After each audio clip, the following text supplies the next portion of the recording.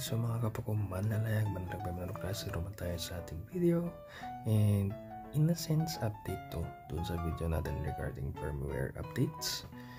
Si X50 ngayon ay meron ng 1.5.5 na version. And makikita natin, wait lang. At makikita natin dito yung mga pagbabago. So meron daw ng networking number, supported configure ng IPv6 habang nagsisetup, kasi dati pag nagsetup ka IPv4 lang. Pwede mong gawin yung IPv6 after, pero hindi during setup. Ngayon during setup meron na. Tapos meron na siyang lower power feature o parang eco mode na hindi ko pa siya natatry pero titignan natin mamaya. Tapos enhanced VPN performance, which makikita ko yun dun sa Deco app, para pang inaano nila ngayon, pinapromote nila.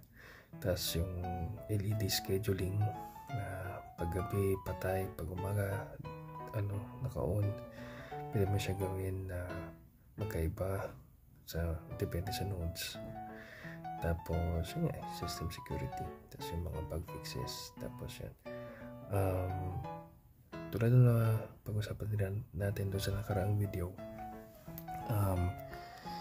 risk siya when you do updates. Alam natin yan sa mga techie, sa mga hindi techie, ano po siya, talaga po risk siya. Kasi minsan may sa computer, sa PC, wala problema kasi pwede kang, in a sense, depende pa rin.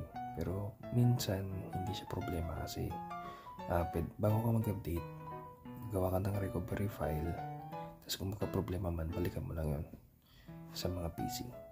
Sa phone or sa mga devices like kunyari nito, may mga phones and may mga device na pwede mo siya i-downgrade sa mga ibang routers, pero hindi po lahat. In this case, dito po tayo sa ating X50, hindi siya pwede downgrade. So if wala ka namang problema, wala ka namang issue, tingin mo okay naman, hindi mo naman kailangan itong mga bagong mga features, then maganda lang mag-update para sure, diba? Pero kung gusto mo makipagsapalaran, gusto mo i-risk, pwede naman. Kasi minsan, not always, pero minsan okay siya. Pero minsan masitsempohan ka din ng mga update na may bug or mga update na may problema, which naging victim na ako yan ilang beses na, kaya medyo maingat ako. Sa PC walang problema kasi recovery file mo eh. Pero dito, na talaga siya, risk. Yung tulad din yung sinabi ko kanina, doon sa nakarang kong video rather, minsan may na-manual mo siya kapag ayaw, pero risky din yun. Kasi there are times na like kunyari si Samsung, yung tipiling ko yung ibang Asus or ibang mga OEMs, manufacturers, i-release lang nila na mag-auto-update sa device mo, or pwede mong i-update gamit yung app or gamit yung device nang hindi mo kailangan mag-manual if final na, insured na quote-unquote stable na yung version. There are moments wherein 80% stable siya. Okay, meaning karamihan ng kukuha ng update is walang problema. Pero may mga ilan na rare people na magkaka-error yung update sa kanila. Kaya nga minsan hindi nila mapapansin or hindi sila gagawa agad ng solusyon hanggat wala naman ng salita konti lang naman yung nag-report eh. Pero pag marami nag-report, meaning major bug issue talaga siya, major talaga, halos lahat hindi talaga stable, then sarang sila gagawa. Sadly ganun, pero hindi mo sila masisi kasi kung hindi nila alam na may problema, di talaga nila magagawa ng solusyon, diba? So in that case, sinashare ko lang to for the sake of may bagong update, pero it's your decision if you would risk it. Again, if hindi mo naman kailangan itong mga features na to, wag na lang. Pero kung kailangan mo, NDG, diba? So ipapakita lang din ako. Yan. So, dito makikita mo na ngayon. Dito tayo sa system. So, system. Pag binuksan mo yung Deco app, malaman mo na ngayon kung ano yung CPU usage at memory usage and so on support. Tapos, yung iba tatry ko pa. Hindi ko na siguro gagawa ng video pero yun lang naman.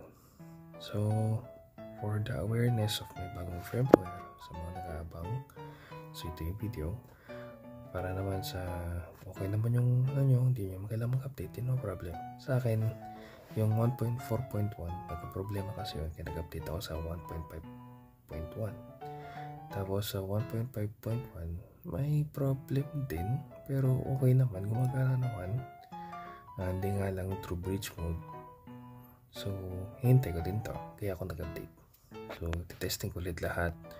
As soon as I can, bukas paalis ako. So, baka matagalan ulit ako makapag-testing. Pero testing ko muna lahat. Tapos, kung okay, walang problema. Hindi, walang problema.